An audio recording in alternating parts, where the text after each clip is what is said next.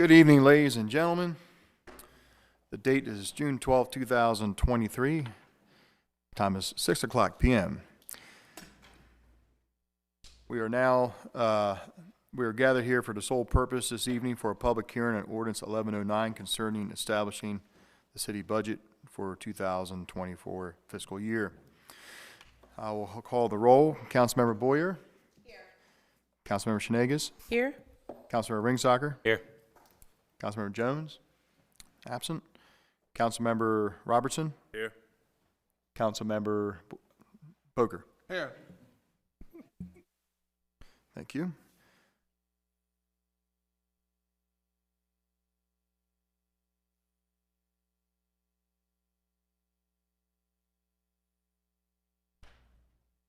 Okay, ordinance 1109, an ordinance of the Mayor and City Council of Havre de Grace, Maryland, by the authority of Article 11E of the Maryland Constitution, the local government article of the annotated code of Maryland, and Sections 37 of the Havre de Grace City Charter, for the purpose of establishing the city budget for fiscal year 2024.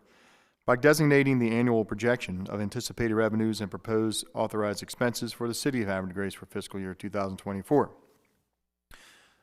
Before we will recognize anyone in the audience at large, we'll go with pre-filled out forms, and I do have a pre-filled out form, and I'd like to call forward Ms. Carrie Parsons. Good evening, Ms. Parsons. Welcome. May we please have your name and address for the record? Good evening, Mayor, council members, directors. Carrie Parsons. I would appreciate my address not be listed. I am a city resident, and it is listed on the form, sir, for the records. Okay, welcome. Thank you. Wow. I applaud the council, the directors, chief. It's a very tight budget, and it's beautiful. It honestly is. I see a lot of work went into it, a lot of thought, and I am very proud to see this budget this time around. It is phenomenal, truly. Steve, great, Mr. Doherty, great job. The only suggestion, maybe moving into the future, something to think about, would be possibly with the Star Center and the other community centers, maybe looking at what are the utilities used annually. So the water, the sewer, and the electric.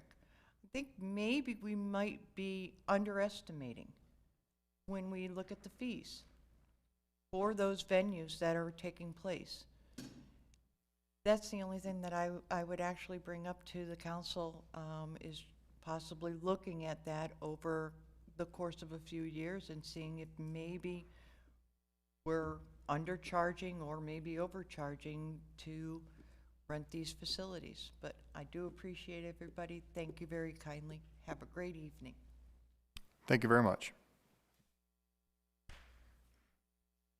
Now, we only had one form previously filled out, and I will call on the audience at large. Who here wishes to speak?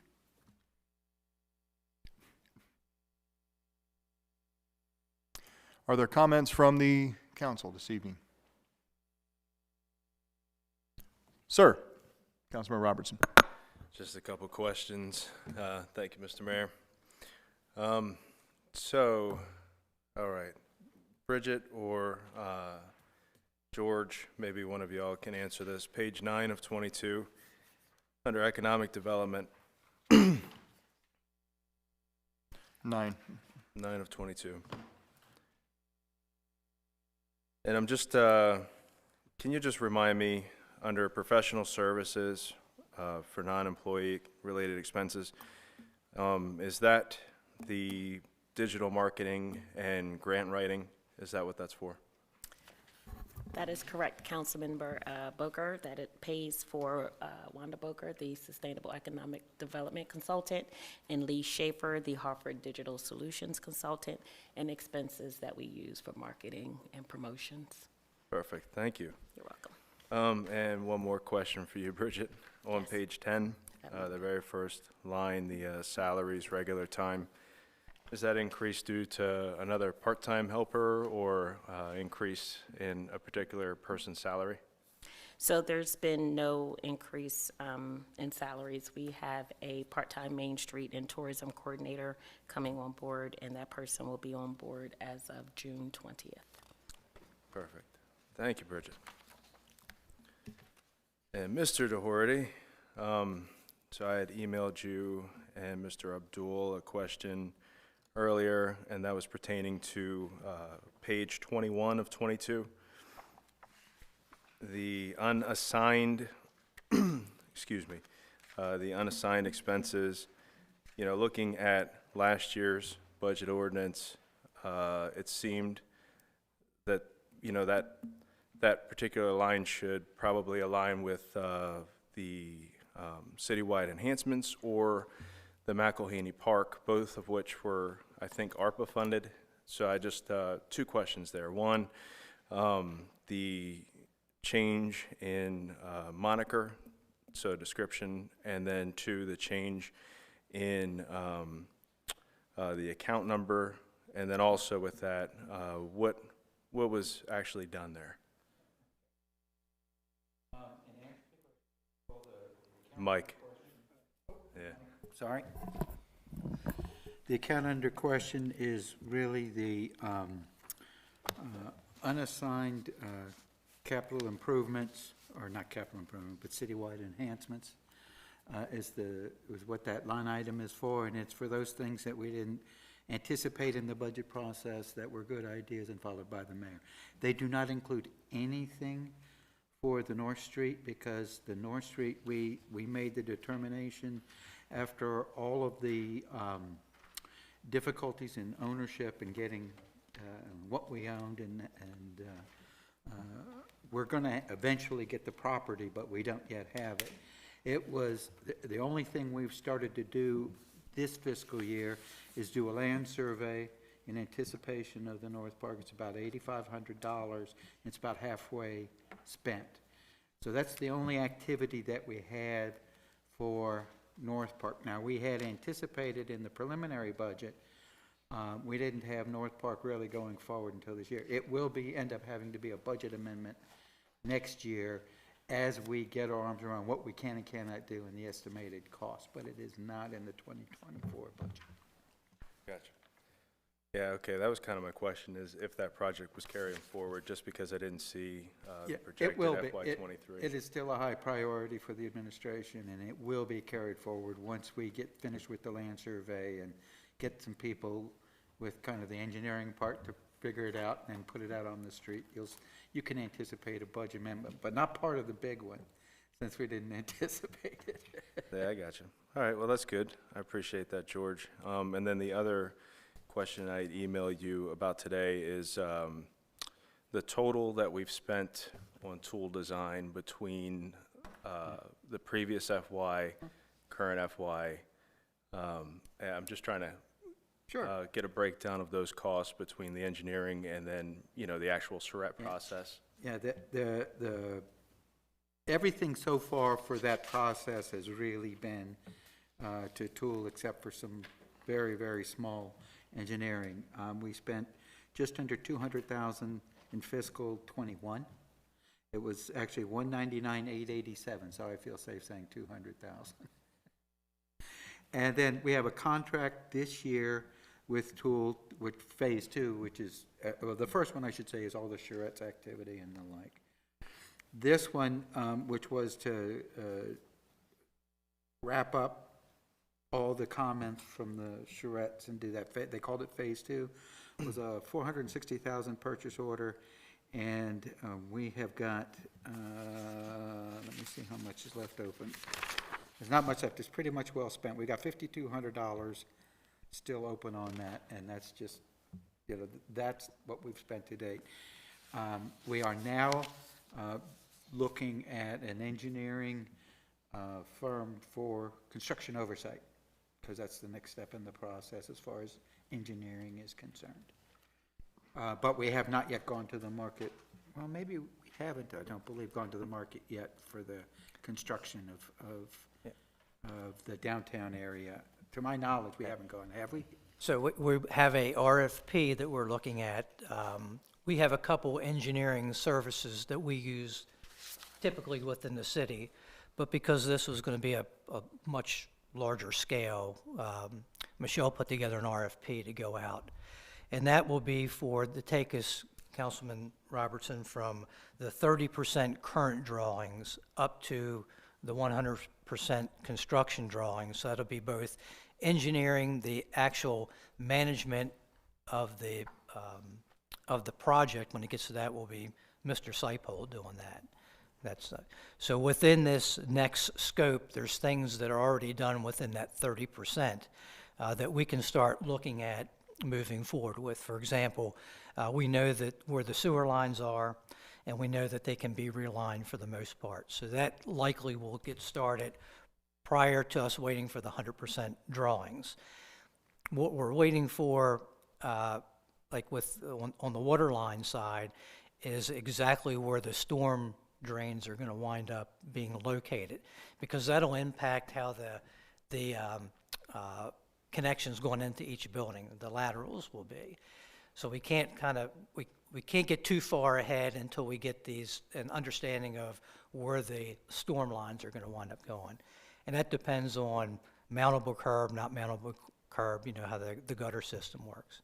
But to answer your question with the next step is the RFP to take us to construction. And I don't know what that number is at this point. Yeah, well,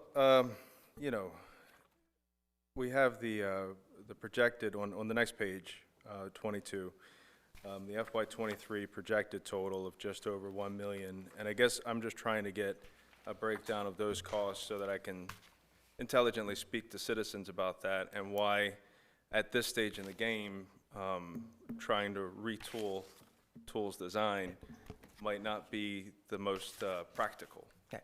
So one thing Council President asked is at the next council meeting that Mr. Seipold do a presentation, kind of bring everybody up to speed.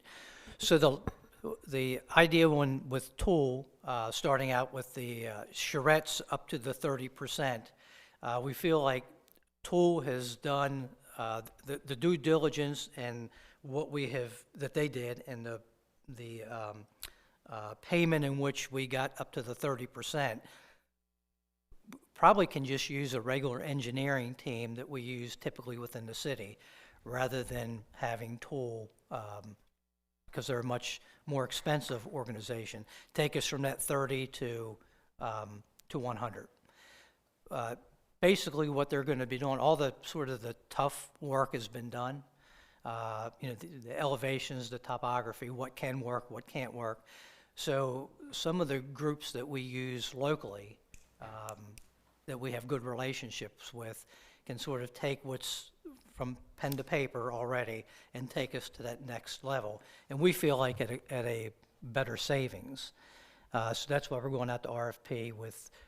We're looking at EA Engineering. That's who does most of our work. And then we thought, well, you know what, this is going to be a longer-term project, and it is a fair amount. Why don't we just put the RFP and see what the market brings? That was the thought process. And if I could just add, we anticipated that we'd spend about $1 million when we put the preliminary budget together. It looks like for this fiscal year, we'll top out at about 600. So the other 400 you can anticipate being a budget amendment. So we'll add it to the 5.15 million in the budget and just move it into next year as part of that big carry forward of capital projects.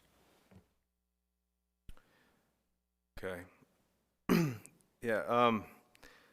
So Steve, with I guess enlighten me on the engineering piece, because is that just the infrastructure side of the house? Because the design work has already been completed. So if we reconfigure what the downtown may look like, that would more than likely add a substantial cost, would it not? So I would say, based on what Tool has provided us up to this point, getting into like finishes and what the underground, we know what it's going to look like, pretty much. We know about where it's going, again, just based on the storm drain. But the top side is really going to be what finishes we decide. and to what, how much gingerbread, so to speak, that we're going to add to it on the top side.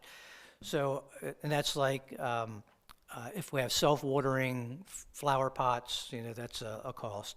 One of the projected costs is for a certain type of soils to be put back where the trees would be newly planted.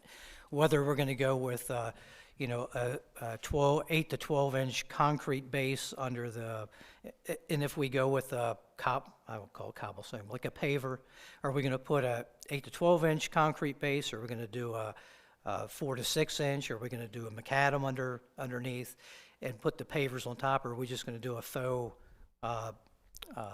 streetscape? So all those things, whether or not, as we get into this next phase of engineering, is not whether or not it'll fit or not. It's just whether or not what we want to choose to on those types of finishes, what we want to do there.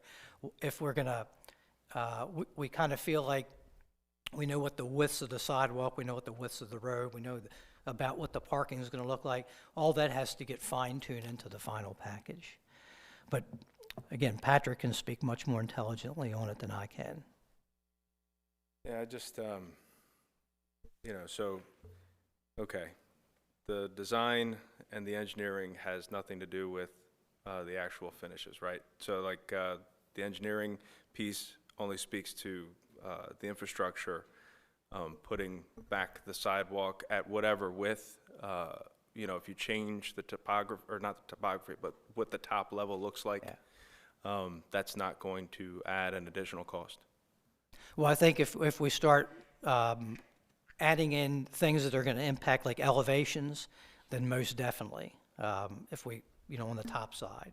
If we stick with sort of the elevations that they have planned for, that's sort of where this 30% design's looking at. And then the next phases will give us a little bit sharper picture when we get to the 60 and then to the 90. And the 60 and 90 will come almost very quickly. If there's nothing, there's not anything at the 60% that looks like it's going to cause any harmful impact or extravagant cost, then we'll move right to the 90 to 100%. Starting to sound like Bernie Sanders, man. The 60% of the 90% of the 10%. Well, that's, from what I've learned, because this is a learning process for me, because I don't do this sort of thing, and it's like, the charrettes, and then get to a 30% drawing, and that kind of tells you what challenges you have. And then when you get to 60, you've kind of got it all figured out that there's not going to be a whole lot of more tweaking, and then it kind of shoots right into the 90%, which are your construction drawings. When you get into the final drawings to hand to the guys to go out and do the work. Got it. But I would think that anything that I haven't, I don't know how clear I've been or how muddy, but Patrick could clear up at the next council meeting. I appreciate that. So I guess we're looking at maybe 1.5 is what we're at so far between 21, 22, and 23 in total costs. No, total cost, we're at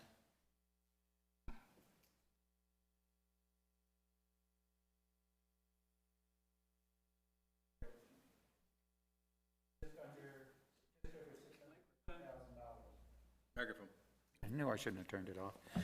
It's just over 600, it was 659,887, or $660,000 is all we've committed on the project to date.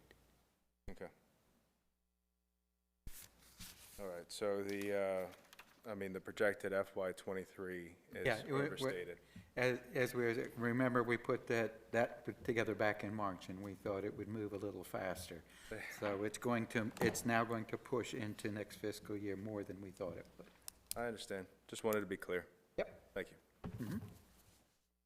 That's all, Mr. Mayor. Thank you, Councilmember Robertson. Other questions or comments from the council? Okay. Without any further questions or comments, motion to adjourn. Second? Motion by the council president, seconded by Councilman Robertson. All those in favor say aye. Aye. All opposed say nay. Motion to adjourn public hearing on the budget ordinance 1109 carries 5-0 in the affirmative. Time is now 6:20 PM. Thank you very much. We'll see you at the next council meeting next Monday night, 7 o'clock.